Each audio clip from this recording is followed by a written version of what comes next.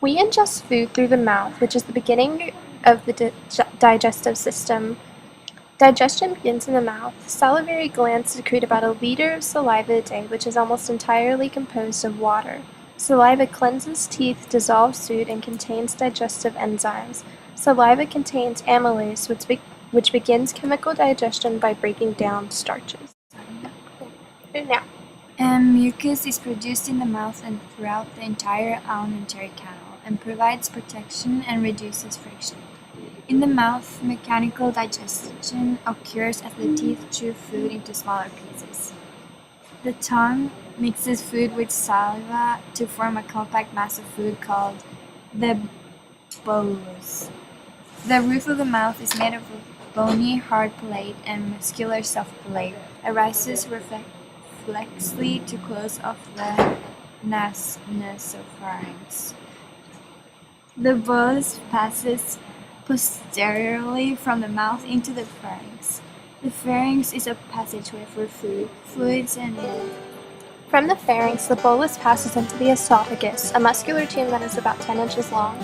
Peristalsis is a process with continuous contractions of the smooth muscles throughout the tract. Peristalsis begins in the esophagus. It is so strong that food moves to the stomach even if someone is standing on their head or in a reduced gravity environment. The esophagus is also coated with mucus for protection. The esophagus and stomach are divided by a cardiac muscle called the cardiac sphincter. Some gastric juices from the stomach will move into the esophagus, causing heartburn. Over an extended period of time, this will damage the esophagus because the mucus in the esophagus cannot tolerate the extreme pH found in the stomach. In the stomach, peristalsis continues mixing food and gastric juices. The stomach has a pH of 2. Parietal cells in the stomach secrete hydrochloric acid, which accounts for the extreme pH. The highly acid gastric juices obviously account for the chemical breakdown of foods, but they also Below the stomach is the small intestine, which is about 20 feet long. The process of segmentation further mixes the contents of the small intestine. The small intestine contains alkaline mucus that helps to neutralize the acidic contents of the stomach. The pancreas secretes bicarbonate, which also neutralizes the substances passing from the stomach. The pancreas also secretes trypsin, an enzyme that further breaks down liver proteins by reducing larger polypeptides into smaller polypeptides. The liver secretes bile, which is stored in the gallbladder and released into the small intestine. Bile emulsifies fat, which allows it to be digested in the small intestine.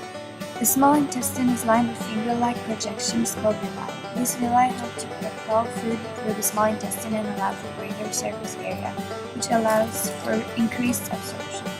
This increased absorption is especially important because the small intestine is the primary site for digestion. Because of the fussy appearance of microvilli in the small intestine, it is called the brush border. This area contains more enzymes such as lactase, which digests lactose, a carbohydrate found in milk and milk products. Remaining food residues travels through the small intestine on its trip to get to the large intestine, which is about 5 feet long. Once in the large intestine, bacteria will break down some of the remaining food residues. These bacteria are beneficial because they produce vitamins.